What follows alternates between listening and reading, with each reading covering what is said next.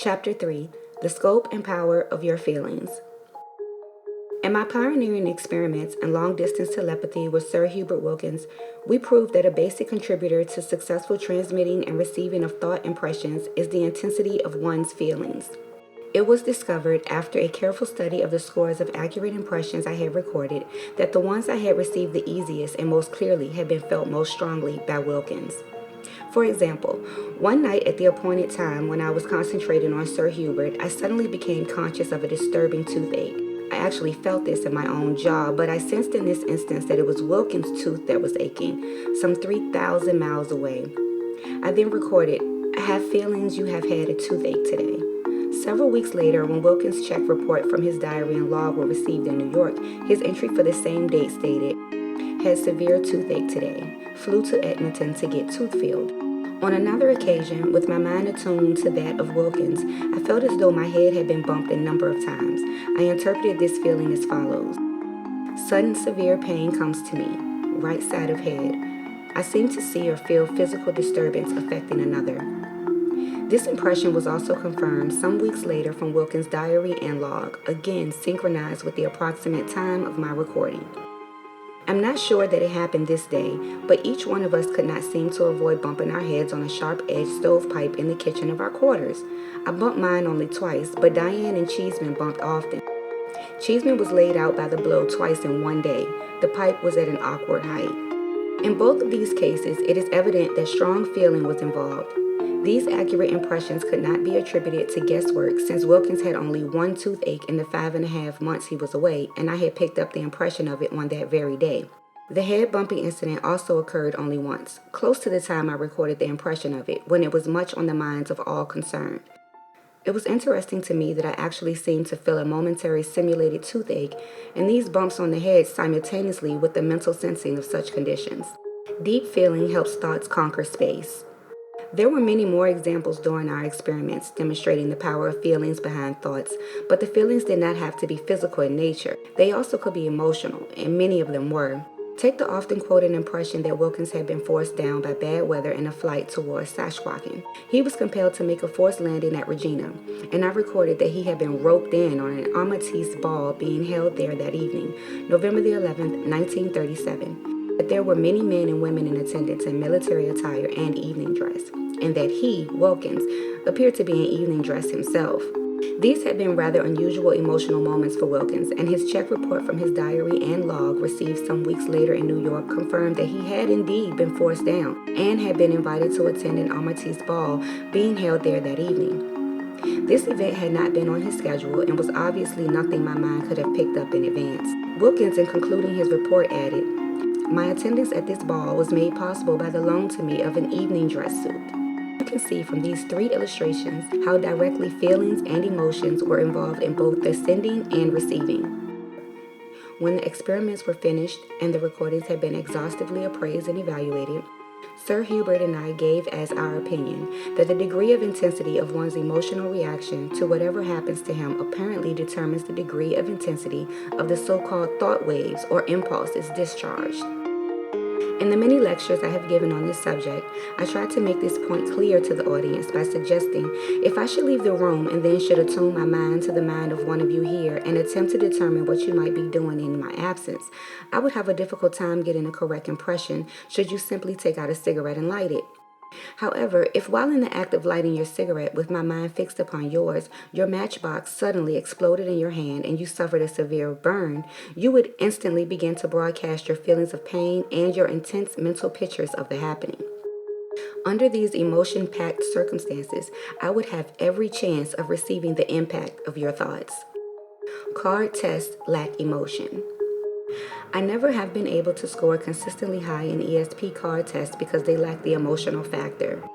Dr. J.B. Ryan of Duke University, world-famous pioneer investigator, has, however, proved through his numerous quantitative tests using these E.S.P cards the undoubted existence of E.S.P. In my opinion, he has demonstrated telepathy the hardest possible way. I am not challenged or excited about trying to receive impressions of a cross, a circle, a square, a star, or a wavy line. But I might find myself instantly interested in trying to pick up an impression of a human experience, past, present, or future. Wilkins and I attempted a run-through with E.S.P cards several times. When we were separated by over 2,000 miles, it was difficult to synchronize the difference in time. For example, on one occasion, I had what appeared to be a correct delayed pickup of 4 successive cards, 1 card late. These tests were not conclusive, even though the results were above chance. They did not indicate to me that since the sender could not generate too intense a natural feeling behind his visual transmissions of the card symbols, it would then be up to the receiver to try to develop a heightened emotional desire and eagerness in his mind to reach out and pull in these impressions. I reasoned that a powerful radio receiver could pull in radio waves from a weak broadcasting station. Conversely, a powerful broadcasting station can often get through to a weak radio receiver. But in such a case, the power is mechanically created. The human sensitive cannot as easily generate genuine feelings unless he has an actual experience to motivate him. Wilkins himself said that he found it difficult to get wrought up over cards, but it was easy to sit and relive and review in mental picture form the outstanding events of the day which had left an emotional impact upon him. There was a time I had recorded. A dog seems to have been injured in Occleve and had to be shot. Was injury sustained in fight with others or something falling on it? Quite strong feeling here. Wilkins, in confirming this impression, had written in his diary as of that date, January the 27th, 1938. Out walking, came upon dog dead on ice. It had been shot through the head. Thought about it strongly for some time and wondered the reason for the killing. This incident, by Wilkins' own statement, had impressed him strongly and had impressed me the same way. In making my mind receptive to whatever mental images and feelings I might receive on any night, I concentrated upon Wilkins. I did not have to combat, as I did in the E.S.P card test, the attempt of my conscious mind to suggest which symbols might be coming up. There was no possible association between any of the experiences, personal or otherwise, that Wilkins might have been having at any time. With cards, I knew the limited range of possibility, and it was difficult to keep this pre-knowledge of the symbols from imaginatively interfering with the attempted reception. Because I never had been to Canada or Alaska, and never had had any strong interest in geography, I knew next to nothing about this area and was glad of it. It had been my experience that the less I knew about a person and his background, the more certain and uncolored were the impressions I received. I am sure that other experimenters have also found this to be true. The mystery of human feelings. Feeling in itself is a great mystery. Feeling is closely akin to consciousness, and consciousness too is a great mystery. I am convinced that feeling is a property of the mind and not the body. You can be told under hypnosis that you will have no feeling in an arm or leg and then return to consciousness and have a hat pin or a knife stuck through your flesh with no sensation of pain. If feeling were inherent in the cells of your body, no hypnotic influence could remove it. Feeling then must be a something that permeates these cells but is realized only by the mind. We know, of course, that a nerve network is constantly transmitting sensations to the brain in the form of electrical charges or nerve impulses, but it is the mind that interprets these impulses in terms of feeling. You cannot be conscious without feeling. An anesthetic closes off the nerve impulses so that the mind is temporarily cut off from its communicative contact with the body. But the body cannot feel without the mind, even though the mind requires a body through which to express itself. Man has developed language so that he can convey his feelings understandably to his fellow man, but words are only the symbols of feeling. They have no feeling in and of themselves, even though what they stand for often has the suggestive power to arouse feelings in others. For this reason, it is more difficult for a sensitive to receive specific impressions in the form of words or numerals. It is far more easier to pick up the feelings of others and then to find words to describe these feelings from the vocabulary possessed by the receiver. A good sensitive does not need to know the language of another individual since his contact with that person's mind is made on a feeling level. Scientists tell us that everything in the universe has a rate and character of vibration. Herein is contained one of the mysterious aspects of feeling. It has, for instance, been demonstrated time and again that an object or a piece of apparel worn by a person or a letter or an article of jewelry or some personal belonging or even an archaeological finding contains some vibratory quality. A sensitive employing what is called psychometry can translate this quality in terms of feeling and describe scenes and experiences which he senses were once related to whatever he is contacting. This would indicate that feelings are, among other things, an emanation from consciousness which has the power to identify itself with other particles or forms and register thereon a record of everything which has been associated with that object. There has to be some explanation for the ability of a sensitized individual to touch an object and get strong, accurate impressions from it. Psychometry at work.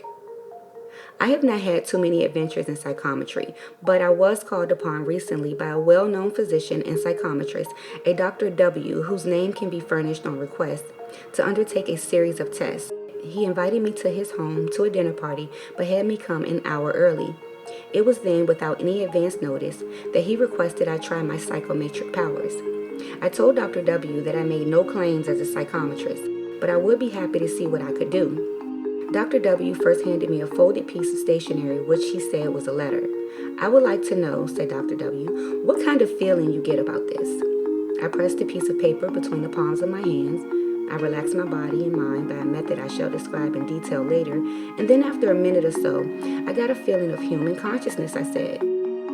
As though the man who had written this letter is profoundly interested in the mind, I feel he is at an advanced age, that he lives abroad, and that he is interested in something you have done. I feel that this man has aroused world controversy over his work and that he is much discussed.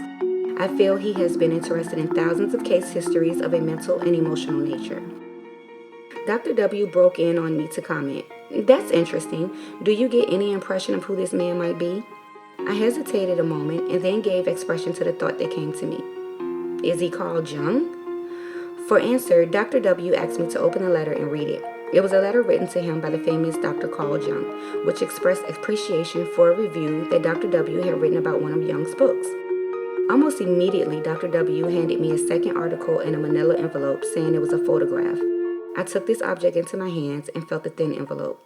I reported at once that I sensed a great emotional disturbance, a feeling that the individual in this photograph had undergone great torment, perhaps bodily torture, and might even have endured the threat of being cremated. I said I felt this individual had spiritual qualities, but that the predominant impression that he had undergone tribulation was so strong, it was hard to get anything else. Dr. W asked me if I could tell who this person was. I thought a moment.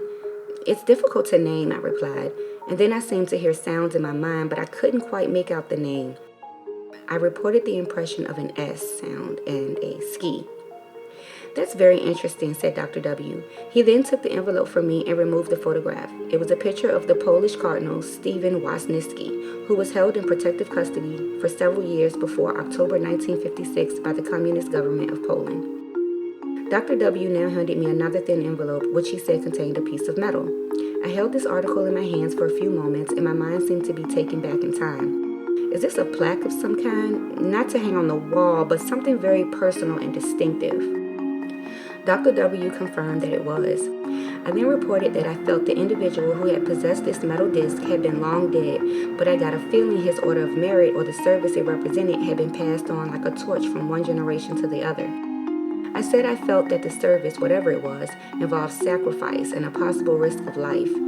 I felt that this metal plate or disc was not awarded or bestowed for purpose of public recognition. The individuals in this service did not perform it for publicity or headline glory. This was as close as I could come, except to say that this service was of the most unusual and personal nature. I handed the envelope back to Dr. W, who removed the piece of metal and showed me it was a thin oval disc about 6 by 4 inches in size, worn around the neck of Polish knights as early as the 17th century.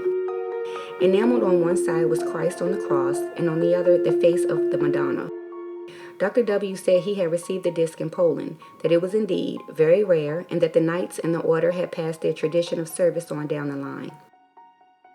It is significant to note that the subjects Dr. W chose for my attempted psychometricizing were all associated with intense emotional activities. I was given little time to adjust myself between the tests. Even so, I found it necessary to demagnetize my mind from one contact to the other. This was done so I would not still get hangover impressions from a former object while trying to concentrate on the next one.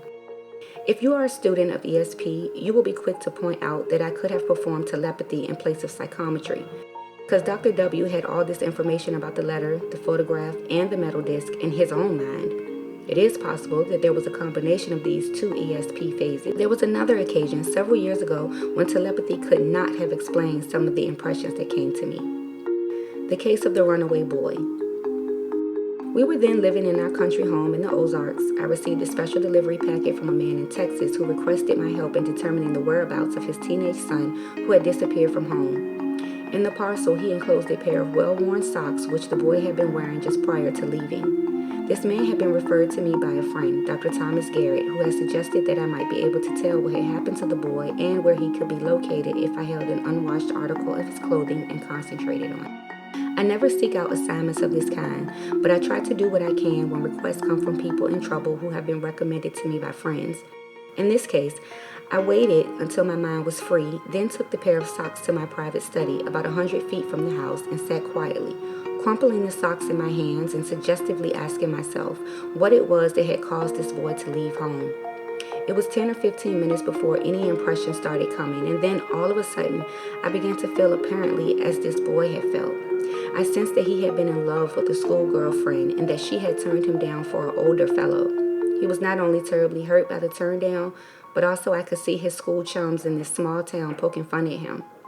When he told his father and mother what had happened, they made light of it, and I could hear his father laughing and saying, "Forget it, son. That was just puppy love anyway. You'll get over it."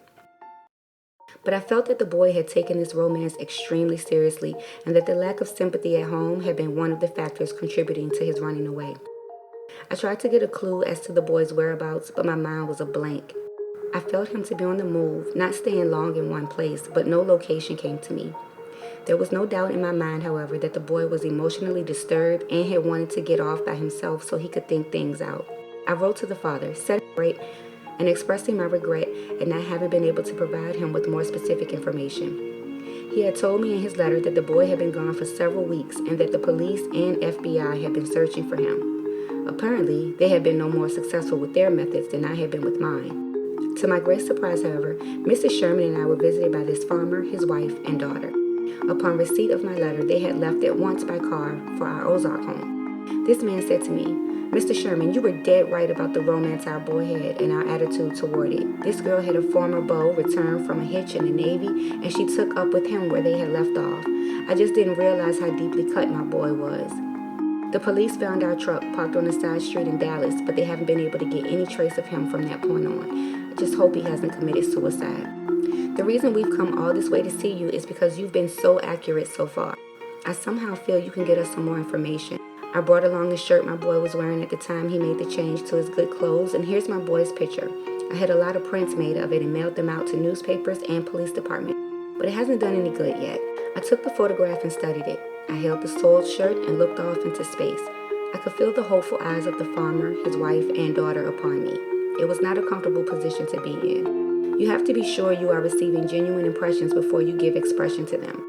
You can feel the desire of loved ones to be given good news and assurance that all is well or is going to work out all right, and yet you must steel yourself against sentiment and maintain a neutral, passive attitude if you would keep the channels of your mind open.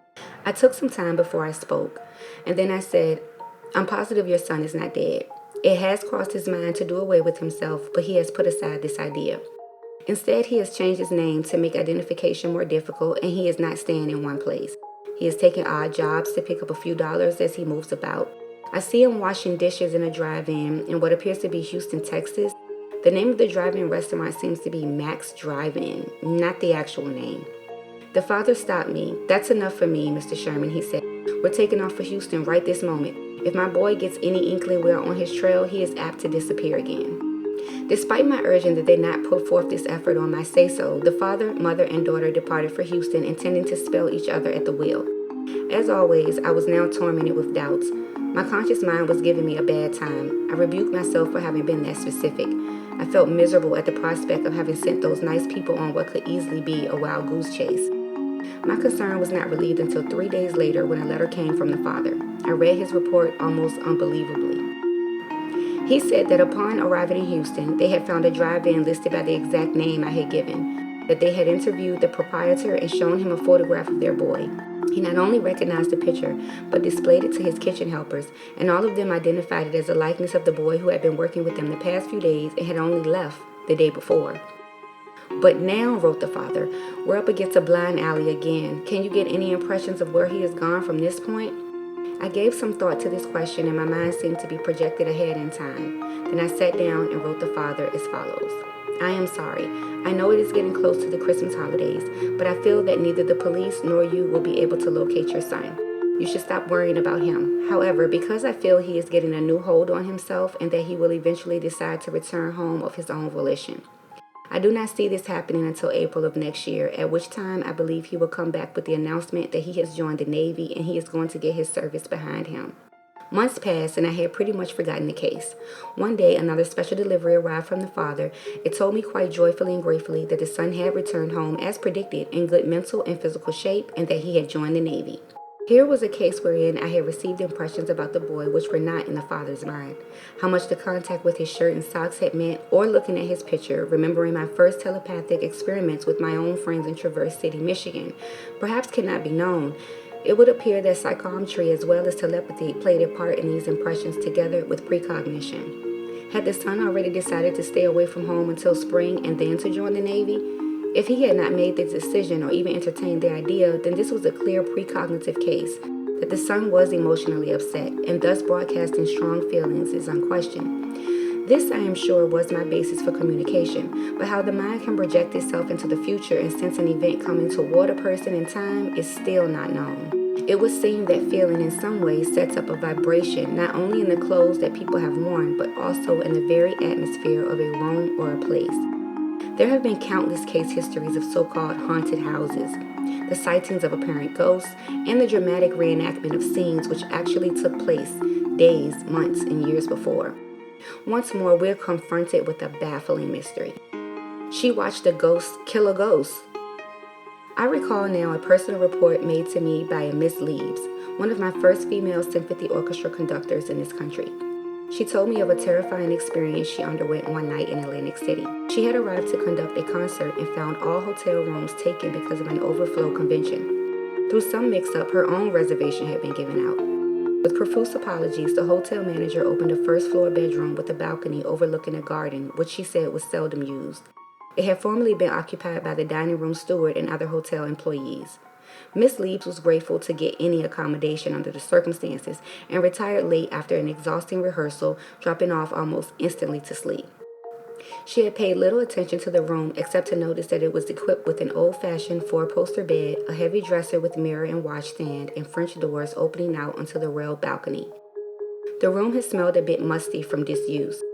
Miss Leaves was unable to say how long she had been asleep when she suddenly came wide awake with the uncanny feeling that someone was in the room with her. She sat up and looked about. Standing in front of the dresser was a man in evening dress. He was in the act of removing his collar and tie. Almost simultaneously in the moonlight, she caught sight of a movement on the balcony and saw a stealthy figure crawl over the railing and push open the French door without making a sound. Petrified with fright, Miss Leaves watched this intruder still up behind the man in evening dress. At this moment, the man turned and saw his attacker, but it was too late.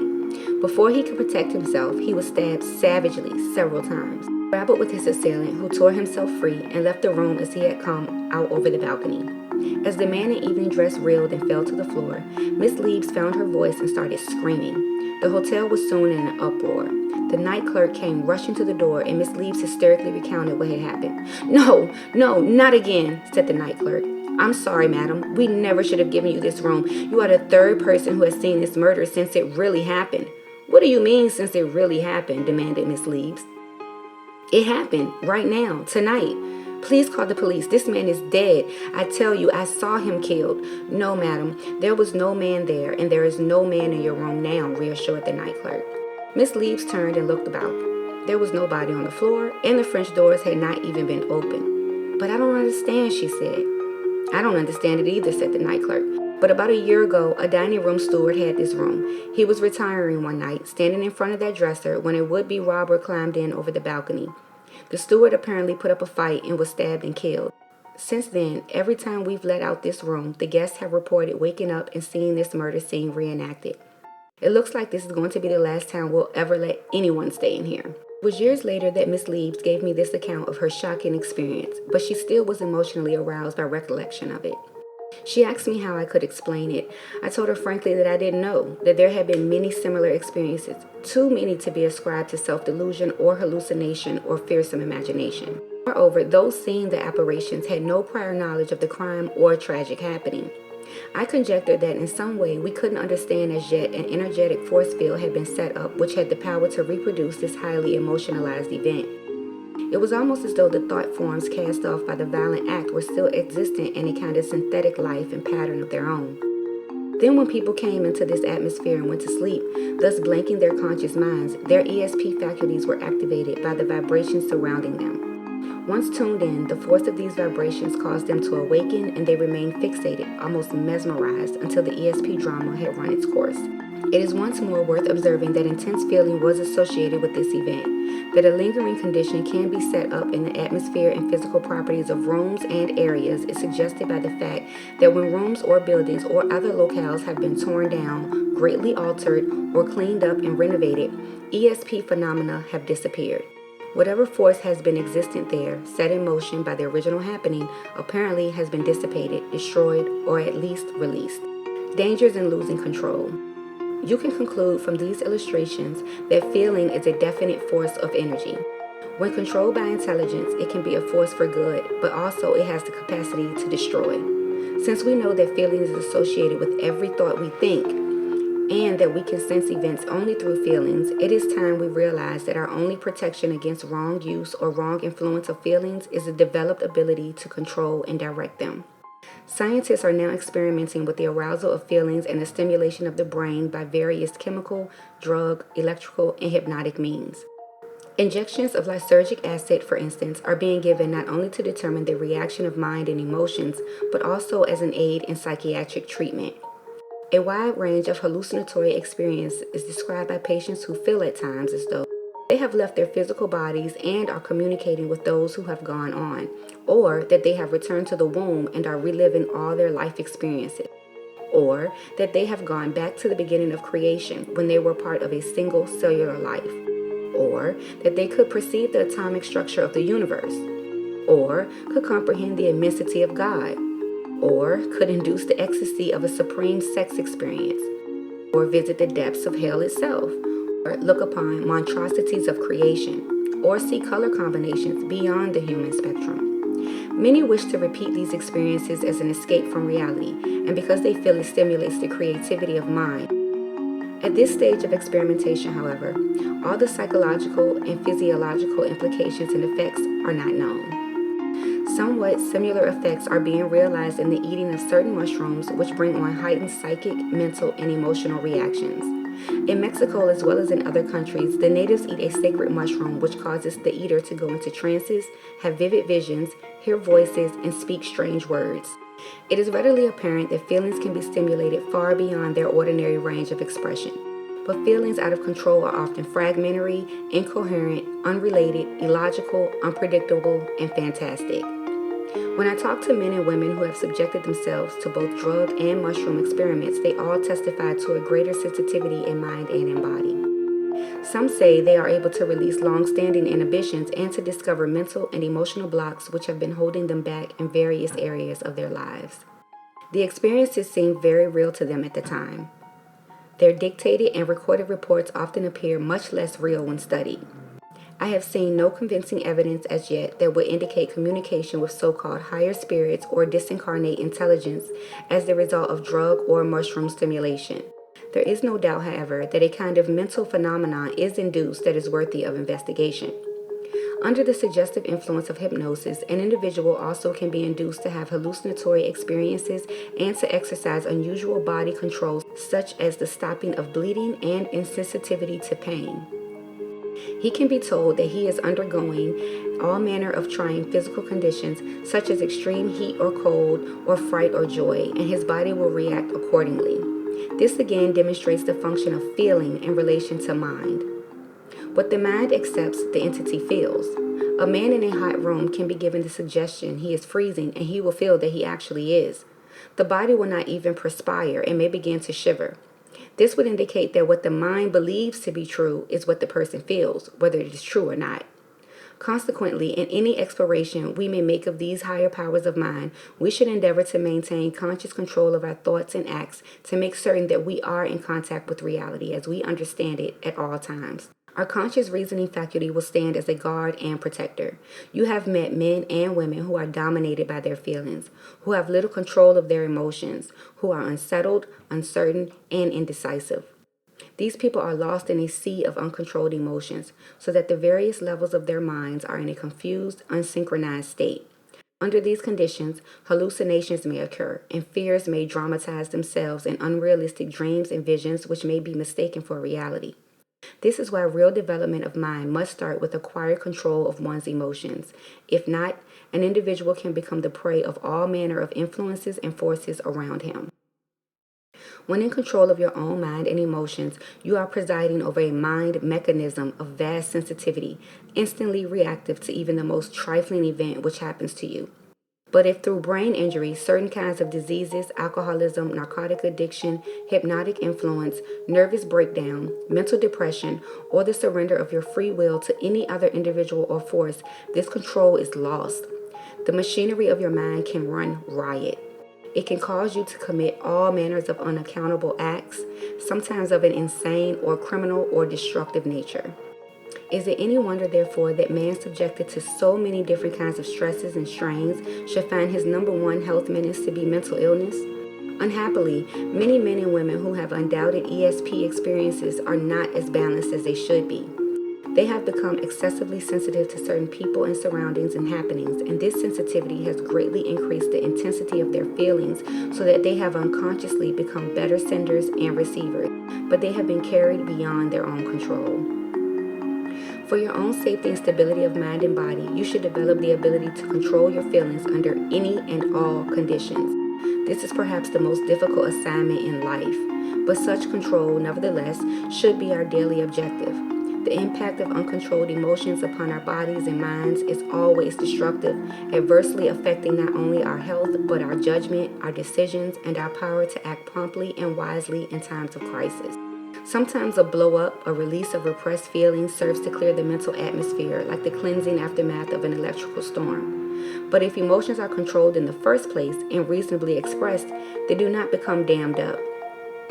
I emphasize to all those interested in developing their E.S.P faculties that they first appraise the state of their emotions. If you find that you are easily carried away or upset emotionally, it does not mean that you cannot have E.S.P experiences. It does indicate that your feelings of fear, worry, apprehension, resentment, or desire for fulfillment can cause you to create figments of your imagination. The possibility of this happening when you have learned to discipline your mind and emotions is reduced to the minimum. You will then be able to evaluate such impressions as come to you, even under stressful circumstances, and to determine by a recognized difference in feeling this genuineness or falseness. To be able to harness the power of your feelings, you must learn to overcome your fears and worries and to eliminate all past destructive emotional reactions now stored in your mind. It is these wrong mental pictures and feelings which are generating the power to attract similar future unhappy experiences to you. Like attracts like. This attraction will continue until such wrong pictures and feelings are removed from consciousness.